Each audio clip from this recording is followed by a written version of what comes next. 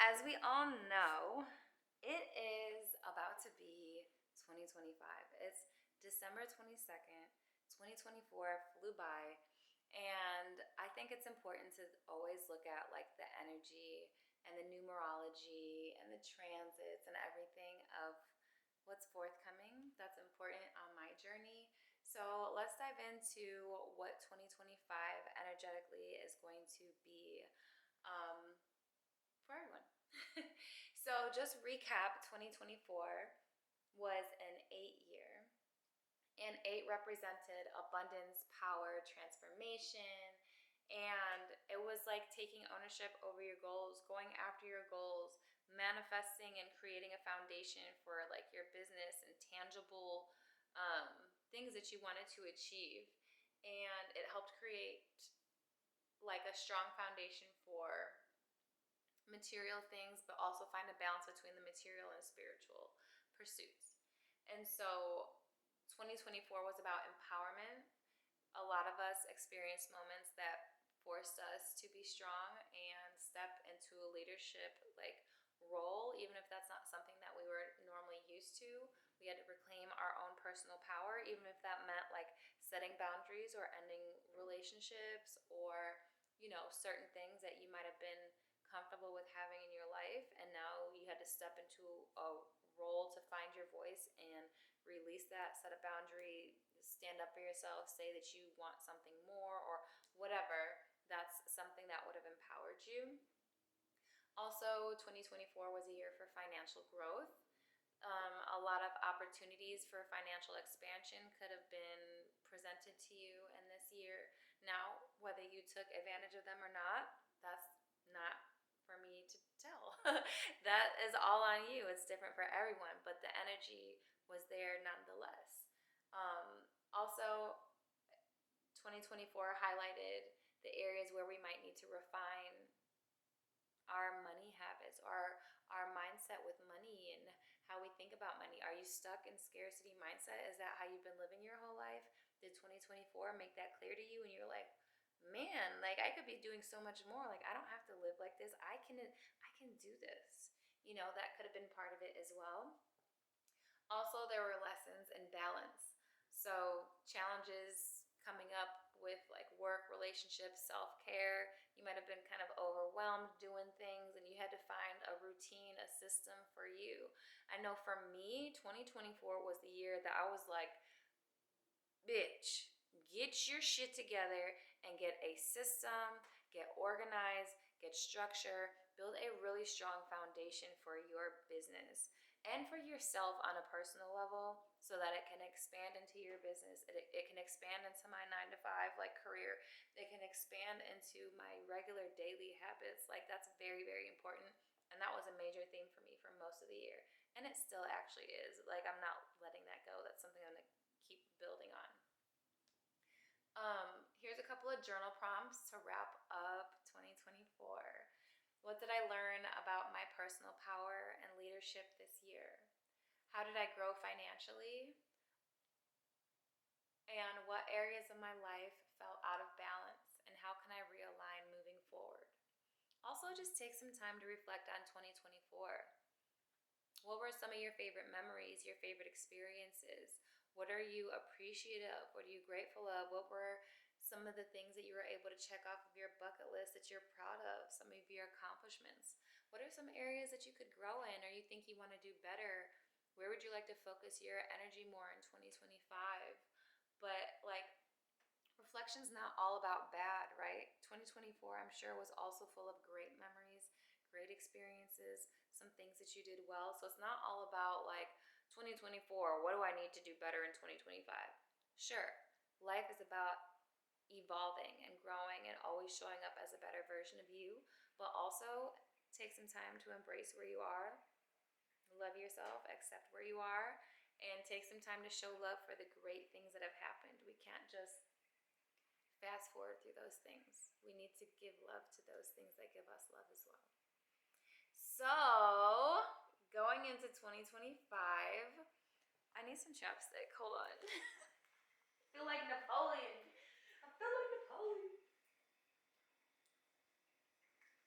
Okay, first of all, take a little break.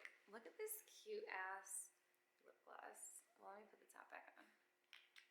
Look at this cute ass lip gloss that my friend got me for my birthday. And look at you put it on with the little honey like stick. It's cute. It makes my inner child happy. And my little niece. She loved it. Anyways, felt like Napoleon. I don't feel like Napoleon anymore. So let's get back to it.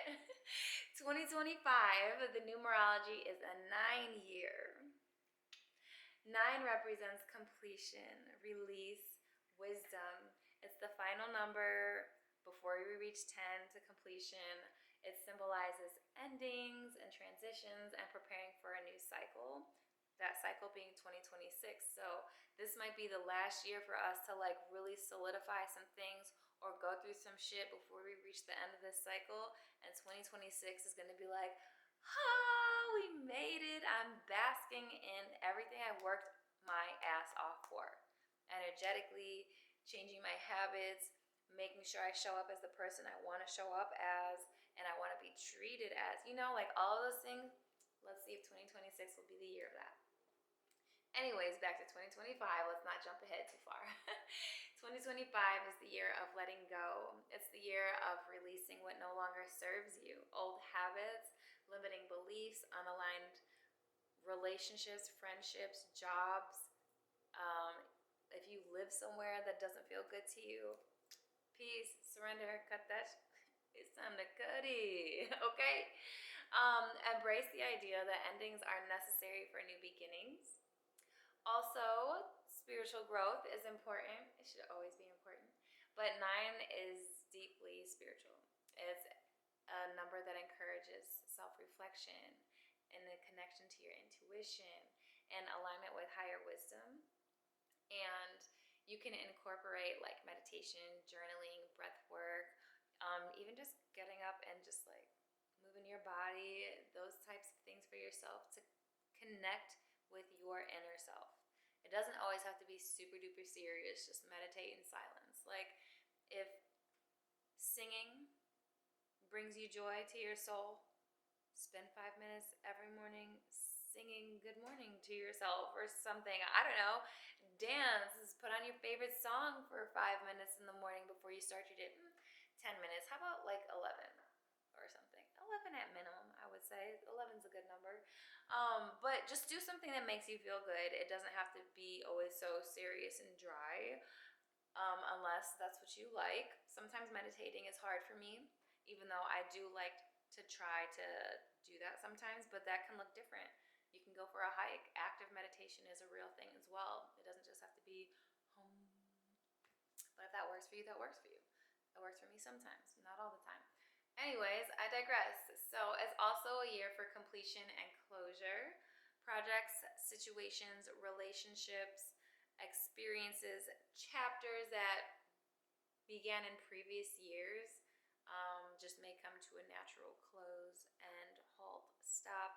That doesn't mean it might be toxic and ugly. It could just be quiet and calm. It could be just we both acknowledge that this isn't what we want going forward anymore. So it's like a mutual thing, But just prepare for some closures and things to end. But celebrate those. Endings aren't always bad. When we end things and we let go of things that are no longer serving us, no longer aligned with who we are or where we want to go, we create space, open up space for the things that are aligned with us now. For example, I went through a completion in 2024 where I was friends with someone for like a long time. I thought we were going to be friends for like a really long time. And in hindsight, like I could see the closure of it, like the distance of it happening. And, it was very disappointing and like sad or whatever through the process. But also I know that I showed up in my best self and I handled that ending in the best way I've ever handled ending, and I tried to communicate and all of that. But although the ending was sad and it left like a small hole for a second, I don't even want to say a hole, it opened up a space.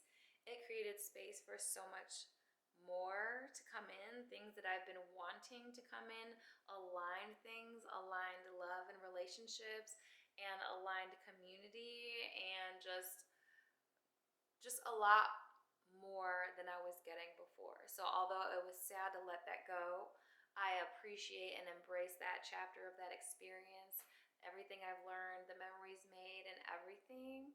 But that's done, and now it's time to move on. It doesn't have to, and move on to the things that are now good for me. And so it doesn't have to be ugly. It doesn't have to be dark and hateful and spiteful and man, it doesn't have to be that, okay? So that's what this is about. Celebrate the completion of the cycle and honor what you've learned in order to go into the next chapter in a healthy, positive space. Also, global perspective. 9 invites compassion and service, and it's a year to think about more than just yourself. And you can also think about how you can contribute to the rest of the world, the greater good. Volunteer, mentor, what are you offering the people in your life? What are you offering the people around you? How are you bettering the world? Are you leaving it and them in a better space and place than when they found you, you know? So some journal prompts for 2025. What am I ready to release to make space for something new? How can I embrace endings with grace and gratitude? And what role do I want to play in contributing to the greater good in 2025? But, I like that question because that's a theme of the year. But I also feel like before we focus on contributing to the greater good of everyone else, we need to make sure that we've contributed to the greater good of ourselves. And we're our best self, and we understand ourselves, and we're giving ourselves love and compassion and space to grow. And all of those things as well, not just what can I do better, how can I contribute to everyone else, because we're important too. So no, don't be selfish, but also sometimes be selfish. So a couple of tips for success in 2025 is embrace change. Understand that endings are great opportunities for growth. You can also keep a journal to reflect on what each transition, ending, or change brings to you, how it impacts you, what you're feeling, and then what happens after the transition and change comes. Prioritize self-reflection. That goes back to what I was just saying. So yes, you're giving back to the greater good, but also make sure your greater good, your cup is all the way full before you're giving to the greater good of everyone else. Because we don't want to empty out our cup. So yeah, make sure you check in with yourself regularly. Declutter and simplify. And that means everything. Spiritually, emotionally, physically, mentally, your space in your home, your computer. Clean out your folders on your phone. Clean out your closet. Let go of those clothes that you haven't worn in over a year. Let go of those shoes. I'm sure you could give them, not to Goodwill, but especially in Vegas or West Coast, Illinois, everywhere, people are homeless and need shoes. You see people without socks and shoes all the time. So if you haven't worn them, you can give them away or give them to the people around you that may need them. Also, focus on contribution in alignment with simplify and declutter. But also going back to simplify and declutter right quick, not just like physically cleaning out the space, right? That's important because, well, for me, if my space is super cluttered and looking chaotic, it makes me feel chaotic, and I can't move and maneuver from my best my best space, my best self. When I clean it up and organize and get rid of things, I feel so much better and maneuver so much better. But also on top of that, like the mental space, the mental clarity. If your space looks chaotic, more than likely your mental and emotional space is a little chaotic. Why does your space look chaotic? Why? What's going on? So make sure you're tending to your emotional needs and not just filling yourself up with all of these tabs in your brain and not closing out any of those tabs. Like, we need to minimize those tabs, okay? Also, focus on contribution. Explore ways to use your unique gifts and make a positive impact on others. And also stay grounded during your transition. So don't get lost in the chaos of like the endings or transitions or the cycles that might be leaving. So you're like, don't get caught up in victim mentality. Fear of rejection and abandonment is real. So, but also remember it's a fear. Like, it's okay to feel that, but don't get stuck there. Like, don't let that own you or control you, because fuck that. You could live there forever. We're not doing that in 2025. Okay? Stay grounded and be open to change. Embrace the things that are ending as great experiences. You take away what you need, move it. Keep it moving. All right? Okay, so a quick little guided visualization for 2025. Close your eyes and take a deep breath.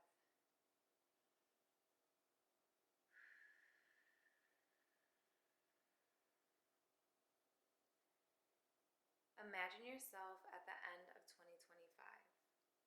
See the completion of old cycles and the clarity of new beginnings. Visualize yourself lighter, freer, and more aligned with your higher purpose. Feel the joy and fulfillment of contributing to the greater good and living authentically. Let this vision inspire your intentions for the year ahead. What do you want to feel?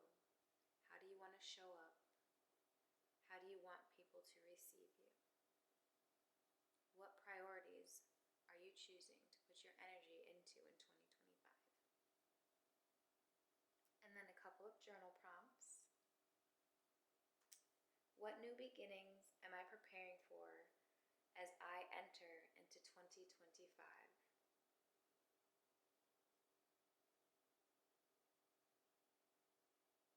So yeah, we are like a few days away from 2025, and we want to make sure that it's our best year yet.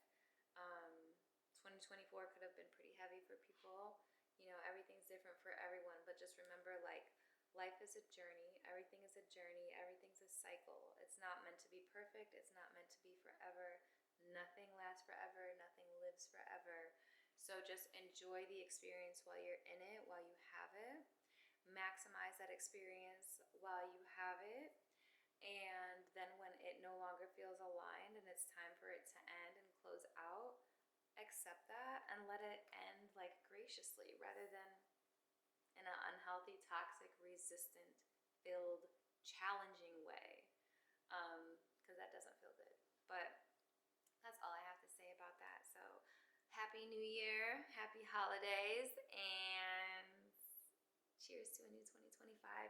New memories, new blessings, new abundance, new goals, new success, new fulfillment, new sources of inner peace and self-love. Okay. Open enrollment for my energy coaching, self-discovery coaching is happening February 9th through February 14th. Make sure you're ready. You can sign up for my newsletter, drop me a DM or something. Let me know you want to be added to the email list so you can stay up to date on everything. You can follow me on all my social medias. And make sure you like, share, subscribe, y'all. I'm trying to reach some goals. We want to help me reach my goal, please. This is a community of self-discovery and intentional growth. That means personally and for my business, okay? I appreciate y'all. See y'all.